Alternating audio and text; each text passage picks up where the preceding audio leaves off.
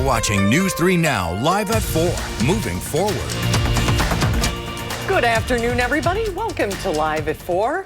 Almost to the weekend, Friday Eve. Happy Friday Eve to us all, and what a beautiful day out there. Oh, it's a perfect summer day. Yeah, soak it up while we can. Let's start with our weather. We'll go outside to our Madison patio where meteorologist Blaze Keller is watching what to expect in the upcoming weekend. Blaze? That's right. We're nearing the end of the work week. Brady, Susan, folks at home, and we're going to start off the weekend on possibly a stormy side. We are looking at the chance for some severe weather to roll through parts of Wisconsin as we head into early Saturday morning. We find that marginal or isolated chance for severe weather in the green, so that's a lot of our News 3 Now coverage area. But in the yellow, parts of Vernon County, Monroe County, Juneau Adams County, to name a few, you're underneath that slight risk or that scatter chance for severe thunderstorms. So showers and thunderstorms will be moving out of parts of Minnesota, northwestern Wisconsin, and continue to push their way south and eastwards as we go into the morning hours on Saturday following a cold front,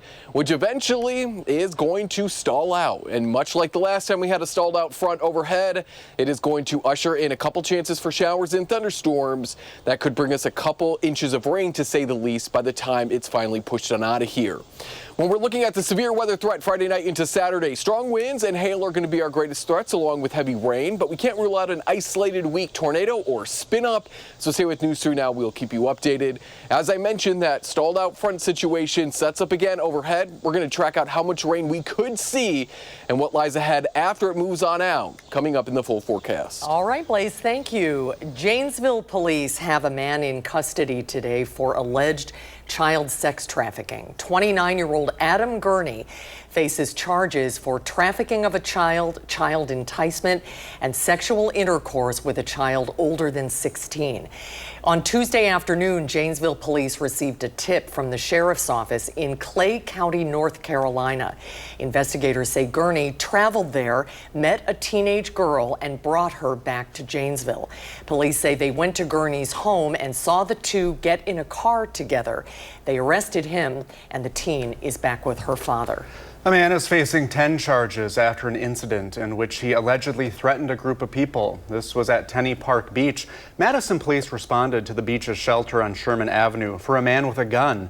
Two victims rented the shelter for a birthday party when they said they heard a man and woman arguing loudly. The man allegedly escalated the argument, and a group of adults at the party tried to intervene. In response, the man allegedly pulled out a handgun, loaded it, and pointed it at one of the victims, telling them that he'd shoot anyone present. Several adults and children at the party ran away from the area while the man paced the parking lot. By the time officers arrived, only 12 people remained in the once full shelter. Police arrested the suspect. The department says its officers found a gun and drugs on the man, who is now in the Dane County Jail.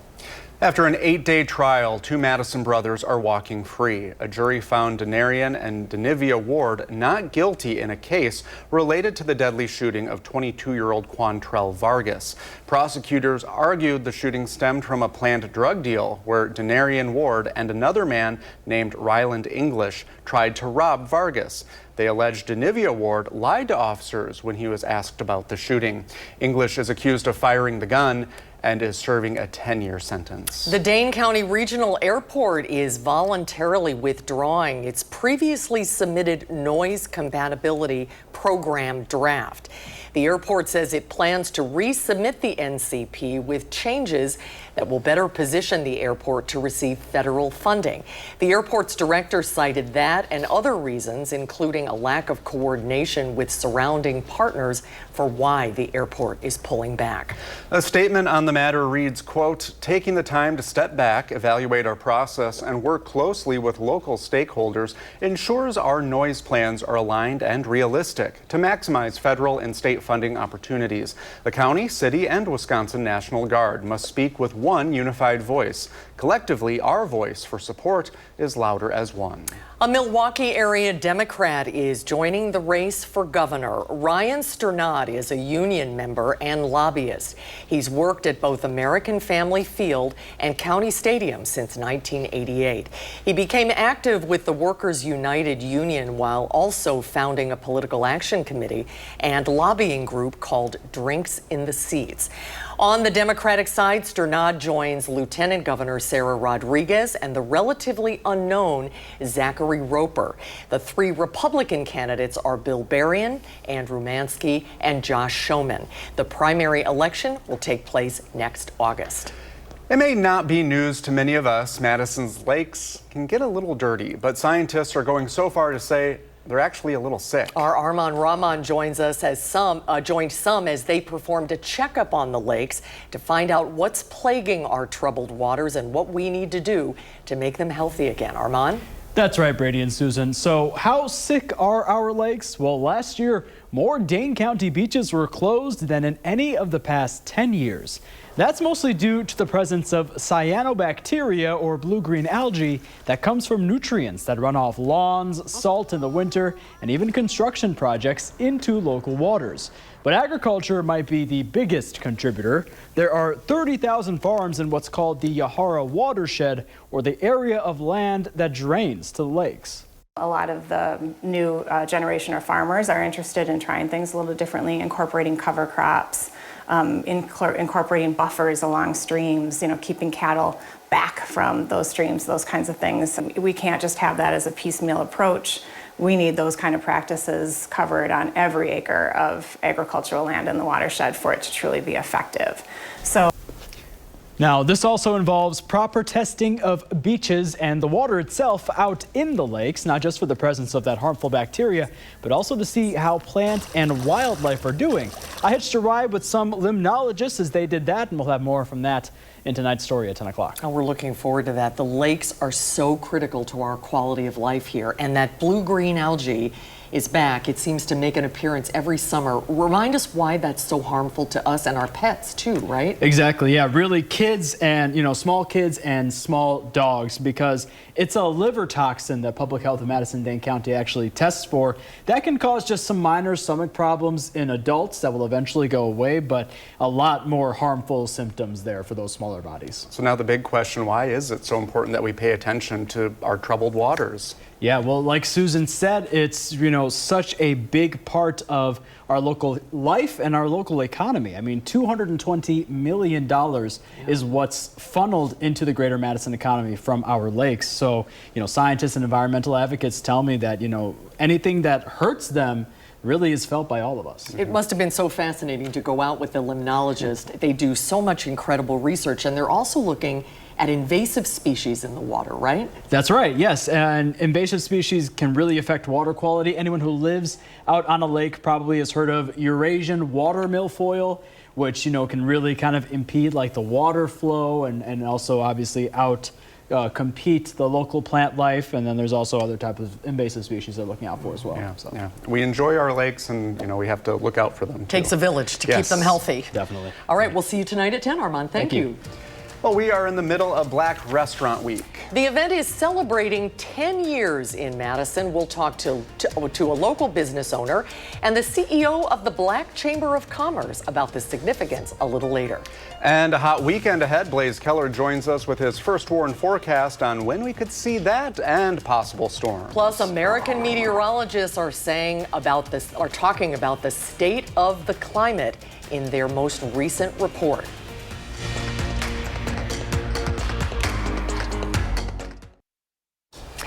In national news, California Governor Gavin Newsom says his state is moving forward with a partisan plan to redraw congressional maps. The move is an effort to help his party win 5 more U.S. House seats next year, and it comes as a direct response to the Republican-led effort in Texas to do the same.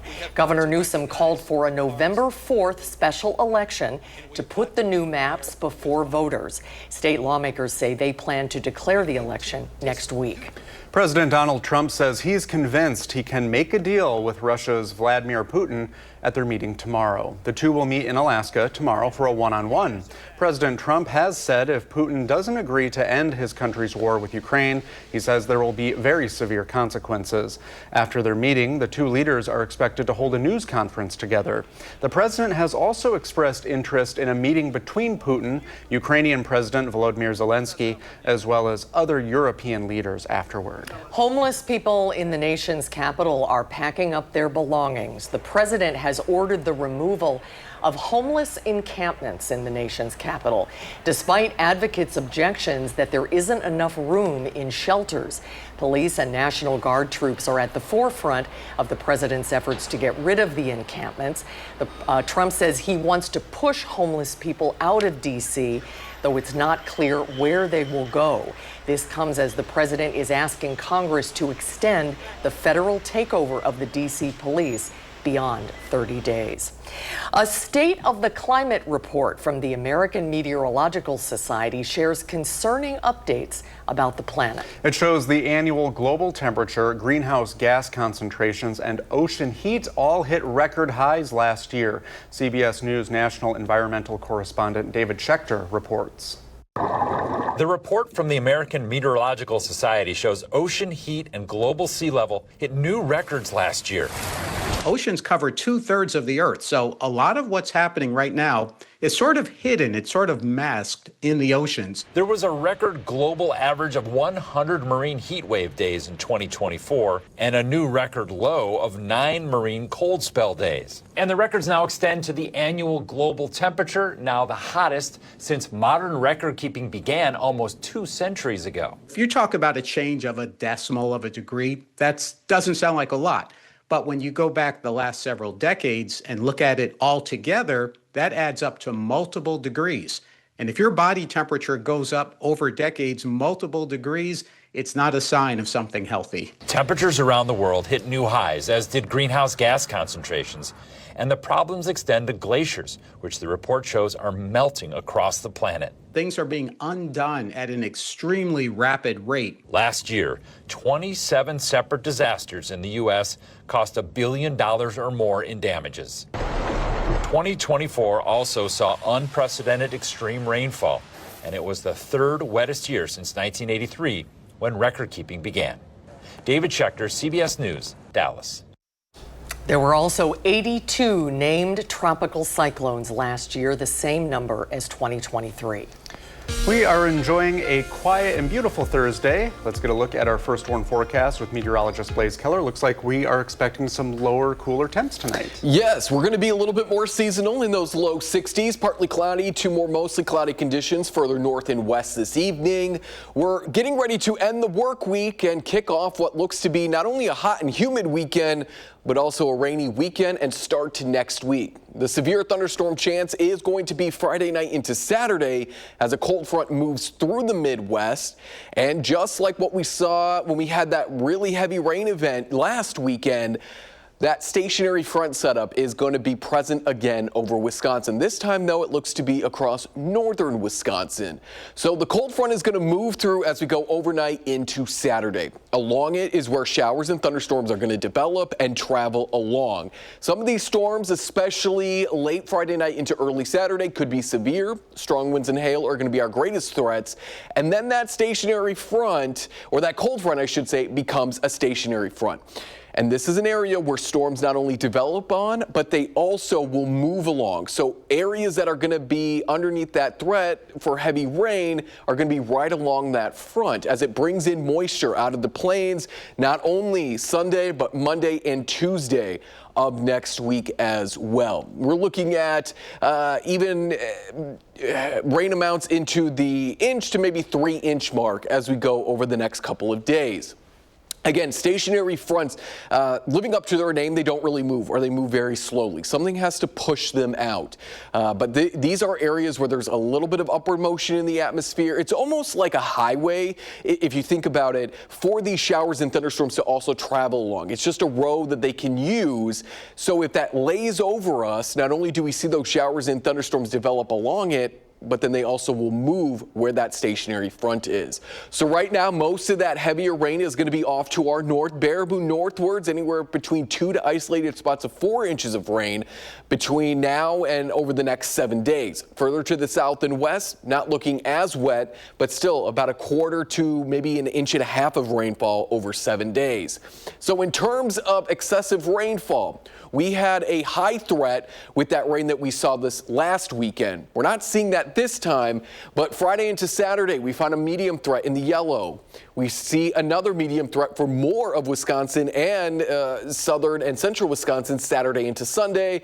Sunday into Monday, it's back to being low to medium. So again, an already saturated and wet southern Wisconsin, we certainly don't need any more rain, but unfortunately, it looks like that is in the forecast. But interestingly enough, our stationary front could also help keep Erin potentially from hitting landfall. Her current path has her getting closer to the United States by about Tuesday of next week as a Category 3 hurricane.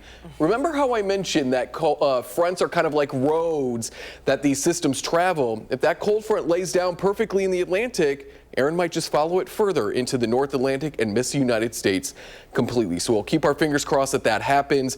Upper 80s to low 90s Friday and Saturday. Cooler next week and upper 70s to low 70s by that upcoming weekend. Oh, that looks nice. All right, Blaze, thank you. In consumer news, new information from the Bureau of Labor Statistics shows inflation rose much more than expected in July. The data shows prices rising at the fastest monthly pace in more than 3 years. Economists expected prices would increase just 0.2% last month and 2.4% annually. But the Producer Price Index, which measures the average change in prices paid to producers, spiked 0.9% from June, and that lifted the annual rate to 3.3%. The disappointing inflation update brought Wall Street's recent records to a screeching halt. The Dow dropped 11 points, the Nasdaq is down 2, and the S&P 500 is up 2. Coming up on Live at 4, it's Black Restaurant Week. Yep, when we come back, we'll sit down with the Madison Black Chamber of Commerce, the CEO, and a local business owner participating in Black Restaurant Week. That's when Live at 4 is back.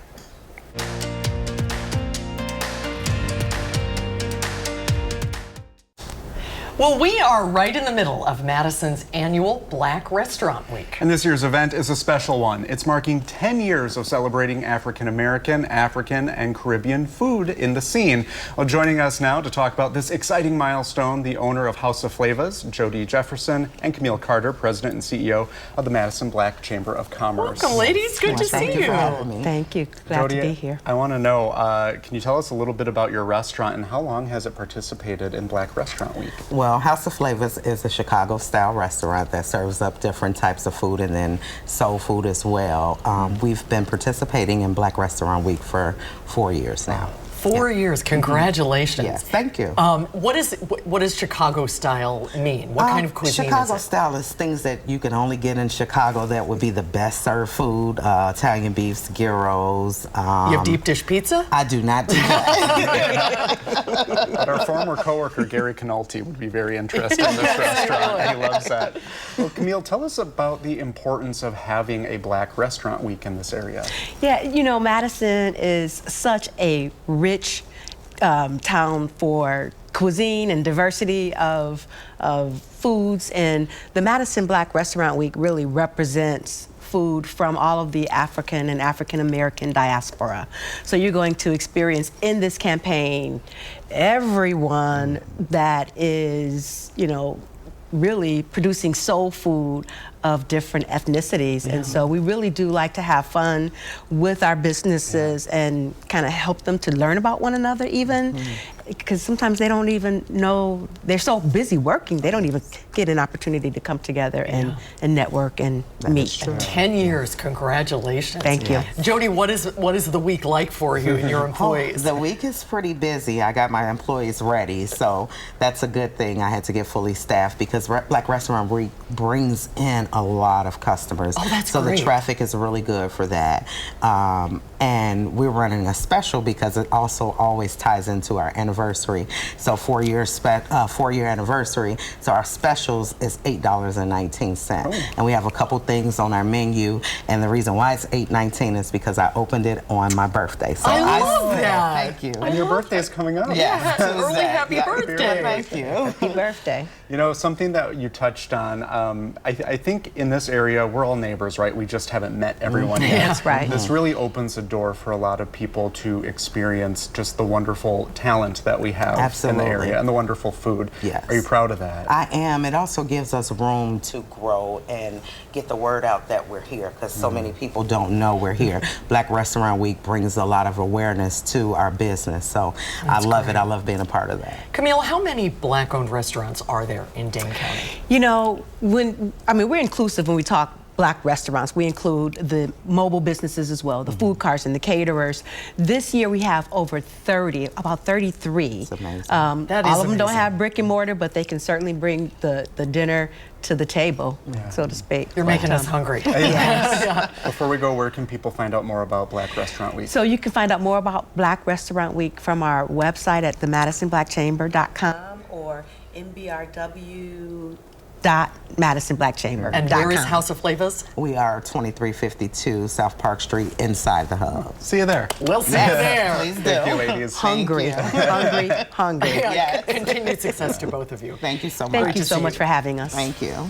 Coming up, it's not just parents who are doing back-to-school shopping this time of year. Our Ellie La Liberté shows us how one group is helping teachers when we come back.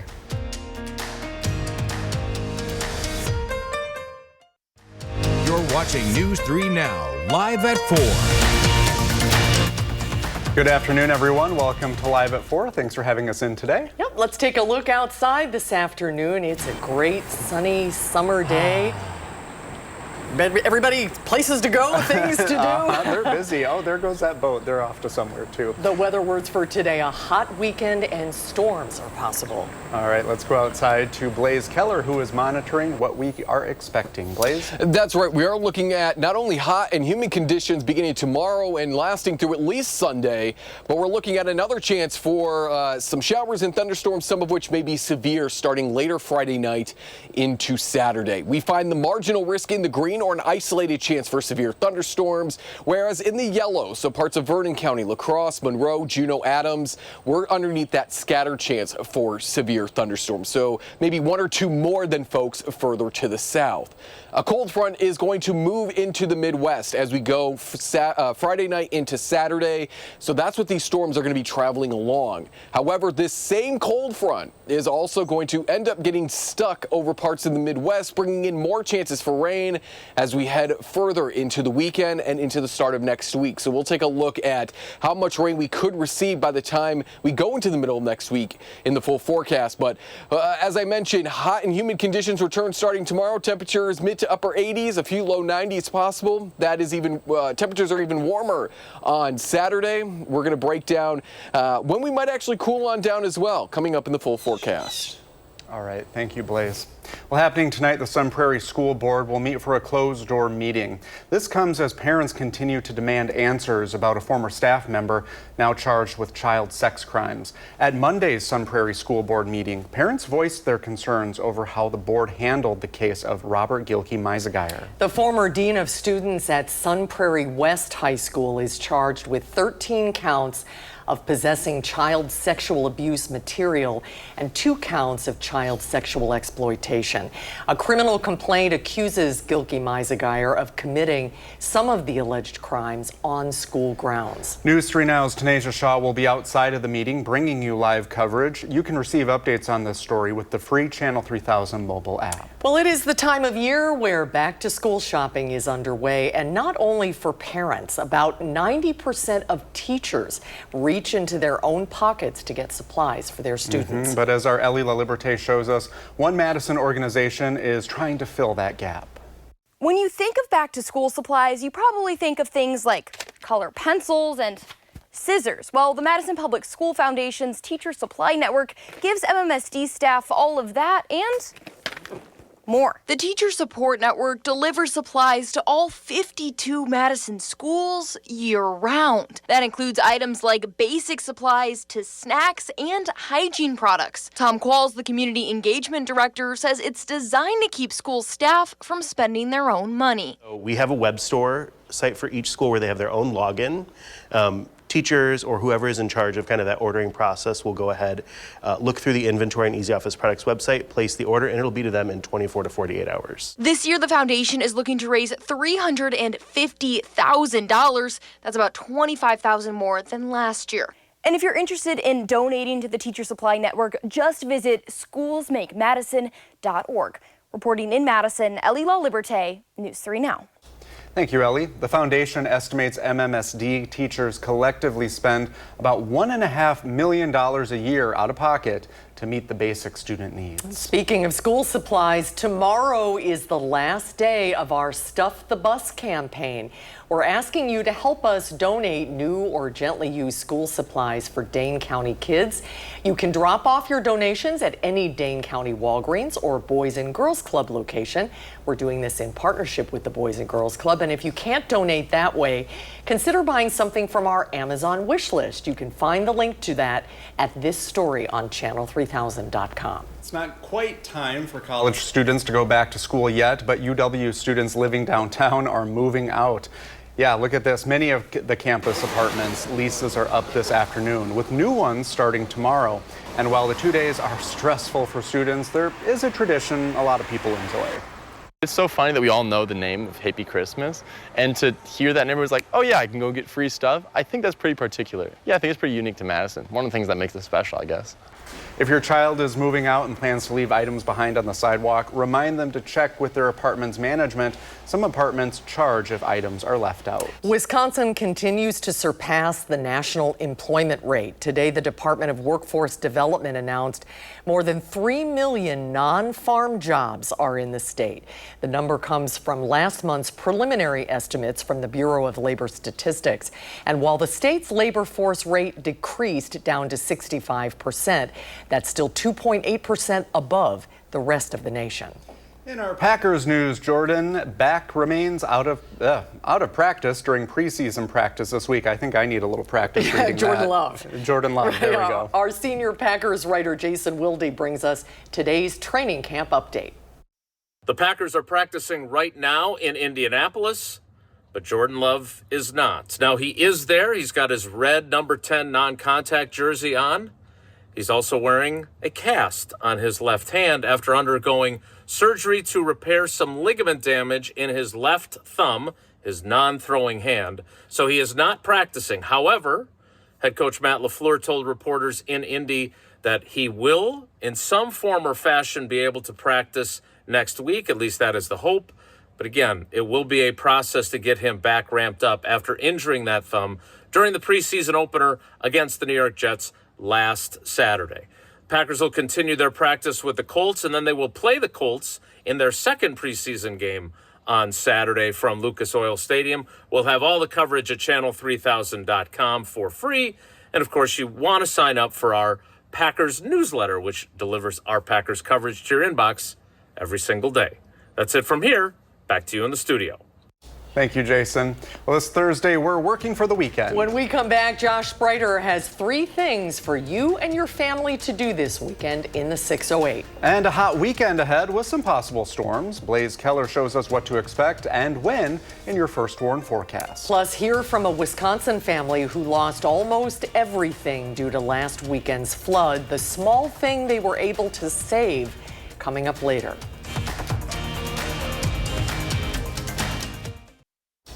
It is Thursday afternoon, which means we're working for the weekend in the 608. Josh Spreiter has a weekend planner for your family. I have 3 things for your family to do this weekend in the 608, and the first one might have you feeling a little hungry today. The 72nd Annual Sweet Corn Festival is happening now through Sunday in Sun Prairie. It is named one of the best food festivals in the Midwest. The Sun Prairie Chamber of Commerce puts this on with several nonprofit organizations sharing in the proceeds. The festival officially kicked off last night, and a reminder, the steamed corn is only sold on Saturday and Sunday until supplies last. Happening Saturday in Fitchburg, the Agora Art Fair returns. The fair is proud to feature local and regional Wisconsin artists. You'll find painting, ceramics, jewelry, photography, glass and metal work, outdoor and garden pieces, woodwork, sculpture, and one-of-a-kind gifts. Saturday's event runs 10 to 5 along Sherrill Parkway in Fitchburg. Then on Sunday, it is the 21st annual Day in the Park fundraiser for Pete's Sake in Spring Green. For Pete's Sake is an organization that helps residents in the River Valley School District through hardships due to medical issues. Over 117 families have been helped in the last 2 decades, from gas cards to medical bills to helping fix up homes. Live music and entertainment will happen Sunday from 11 to 7 in North Park with food, drinks, and activities for the whole family. You can find more happenings this weekend in the 608 by going to channel3000.com. In the 608, I'm Josh Spreader, News 3 Now. Thank you, Josh. Between the sweet corn and our segment with Jody and Camille, I would like a snack now. And how about a Brewer's Burger, too? Oh, perfect. Well, coming up on Live at 4, Blaze has your first warn forecast. And speaking of, bring on the burgers, how a Wisconsin chain is celebrating the Brewers' 12th straight win.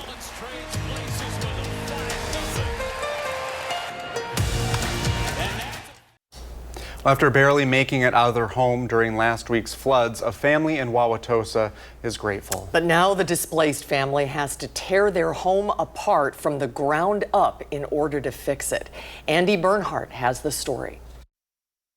My husband stepped out of bed and into water, and we had no idea what was going on. When Katie Knitter and her husband woke up Sunday morning, they were shocked to find their home filled with several feet of water. And it looked like we were in the middle of an ocean. Watching in horror as the water continued to rise, they called 911 and woke up their 5-year-old daughter, Meredith. I had to wake her up and say, hey, there's a fireman on the porch.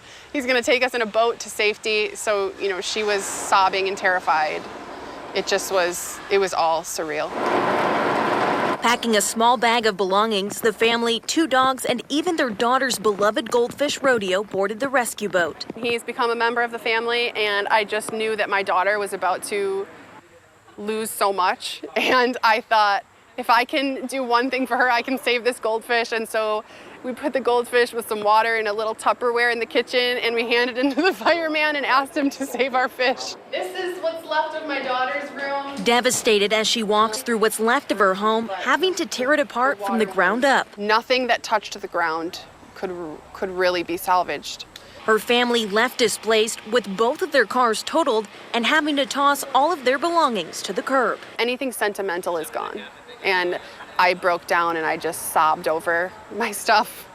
And it's just, we have our memories, but that's all we have.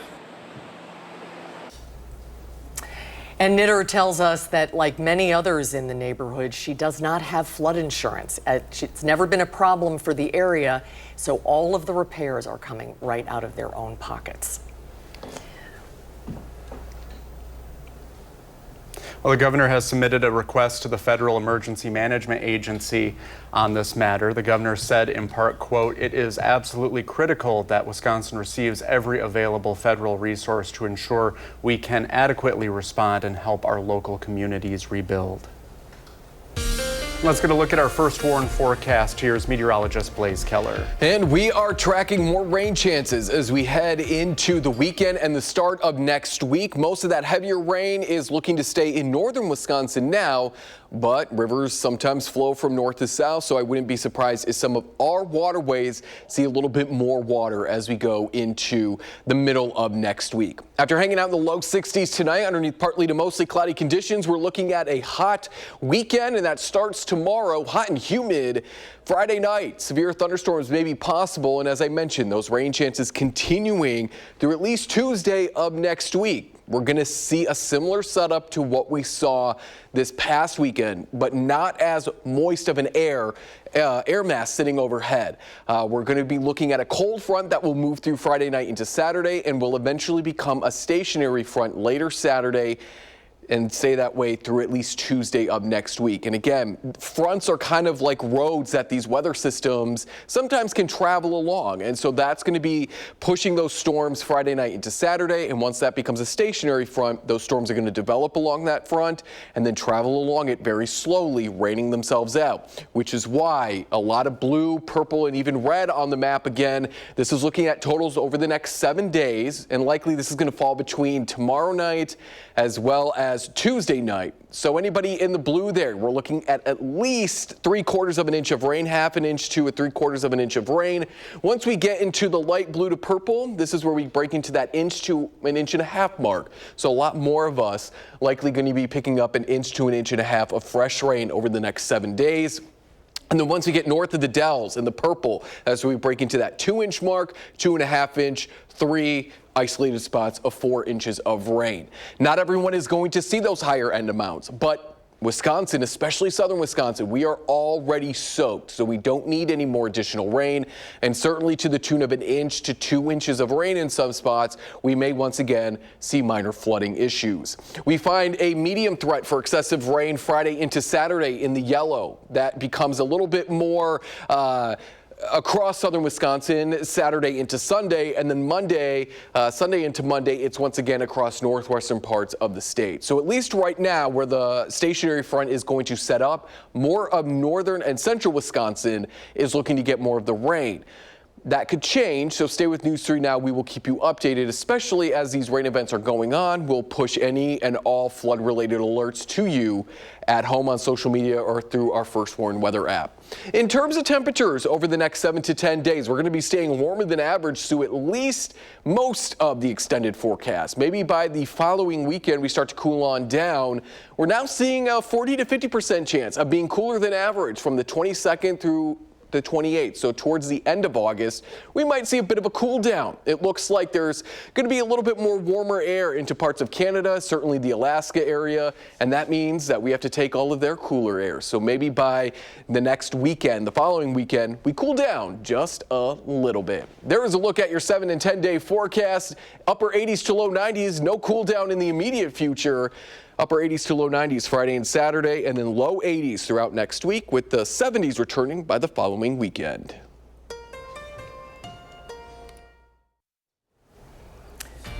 What a beautiful day today. This is a live picture of downtown Milwaukee, 77 degrees and sunny there this Thursday afternoon. Great time to dry out after all that horrible flooding video we saw. And people do have a reason to celebrate over there. The Brewers won their 12th straight game yesterday. They beat the Pittsburgh Pirates 12-5.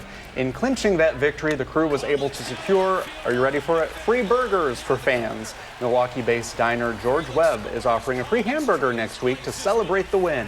The tradition stems from founder George Webb's prediction the city's team, then known as the Braves, would win 12 straight games. And he said if it ever happened again, the chain would give away free food. It's for everyone. We mean everyone. So you can get yourself a free hamburger next Wednesday, August 20th. The deal starts at 2 o'clock in the afternoon and it ends at 6. The offer is available at all George Webb locations. So Brady and I have been looking. Unfortunately, they're all in the Milwaukee area, none in Madison. Carpool, road trip. Any road trip for a burger. I'm so hungry. I don't think I can focus.